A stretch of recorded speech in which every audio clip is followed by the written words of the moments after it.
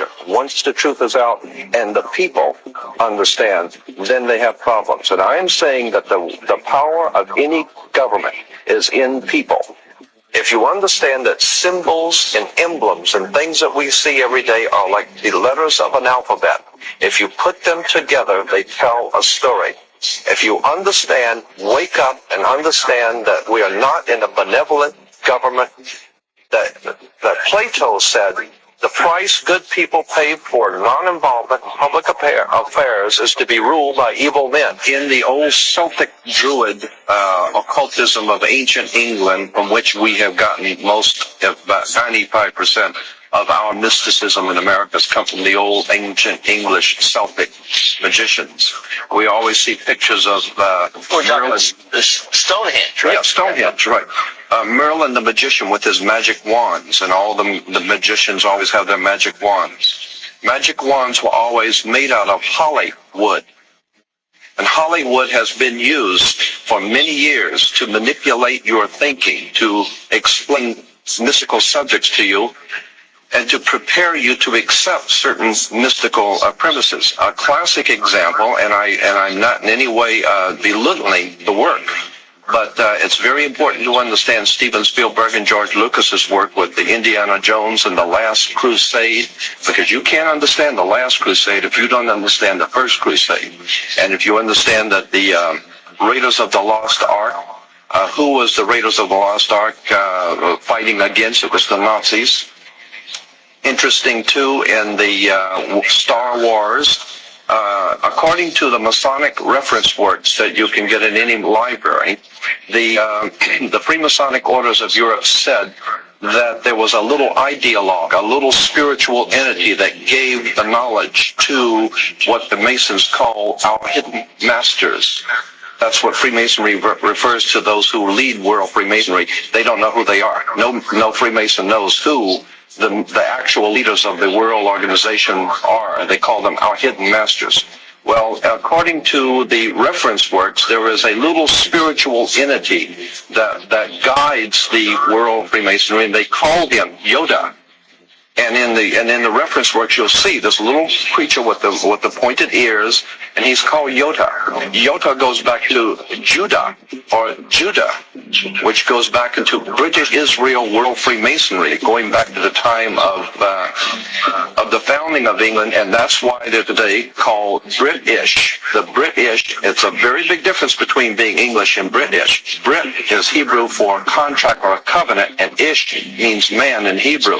Therefore, British is the covenant man or man of the new covenant. So we're talking about Star Wars. So we're talking about Star Wars. We're talking about the evil empire, the Empire and with the Empire striking back, New York is the Empire State. We're talking about the new empire of New World America striking back at Europe in 2 world wars to overthrow the old Roman dynasties in Europe to take over the world. So what we're saying here is that there is a war going on between gangs to see who's going to ultimately be on the top of the pyramid.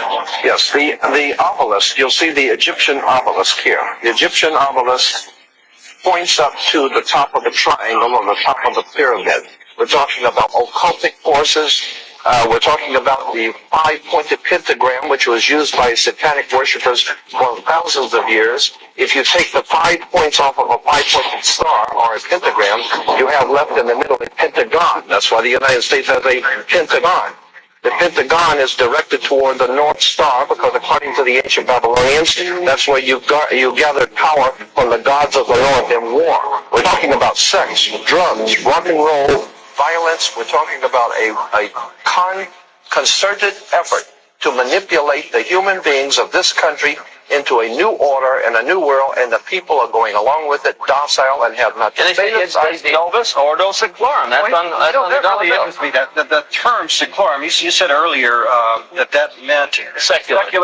Now, doesn't secular really mean more than Well, people think of themselves as gods, Sherry. Well, but these are the new gods. But secular, if you ask a minister what secular means, he'll say the secular world and we Christians, meaning that it's a secular world without the God that created us. Isn't that true? Yes. So what we're looking at is a new God a Luciferian God, a satanic God who will be the leader of the New World Order. So the New World Order is the New World Order without the old God of the Bible and with the new God, Lucifer, Satan. Now, take a look at the pentagram. We want to bring out one point here in relation to what he says. We're not talking about an evil genius somewhere in Bavaria.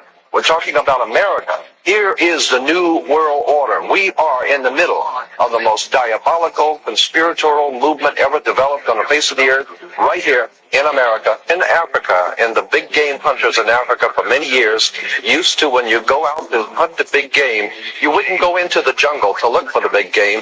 You would hire many of the natives to go out with cans and bottles and surround about a 10-mile circle out in front of you and work in, beating cans and bottles and screaming and frightening your prey, the lion or the animal that you're looking for, and he's your prey. And you keep closing in until finally whatever is out there comes out into the open and he's a sitting duck. That is precisely what has been happening for the last 100 years. The Illuminati have been purposely organizing, directing, and financing wars, revolutions, violence, bloodshed, so that it will sufficiently impress and frighten the world of humanity into accepting a new order, a new police state that will finally put down all the law and the disorder in the world. And it is the oldest trick in the book. Our greatest enemy is not in a crack house, it's in the White House. It's not in a bar room, it's in the boardrooms. And so the point I'm making is that we are being manipulated from the very top. And we need to wake up and find out that America is not the land of the free and the home of the brave, because we're not free and we darn sure ain't brave. These Illuminati refer to their offspring in their publications as their children, their offspring. They refer to your offspring as kids. You have kids because you're just like a goat. You're sheeple. That's why you have kids. And your children are going to be slaughtered if you go along with the program. There's no question about it. They're going to be identified. They're going to be marked. They want it all. There isn't anything that you've got they're not finding and taking away. They want your children, your wife, your family, your home, everything. They want it all. And if we don't understand this, we've got to wake up. We have to incite a revelation to avoid a revolution. If we follow the other sheep, we will certainly be led to the slaughter.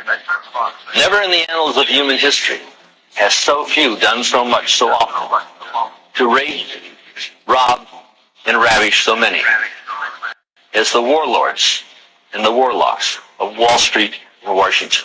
We're talking about a global government that's in existence right now. We're not talking about a nation that is going, we're talking about a nation that is gone.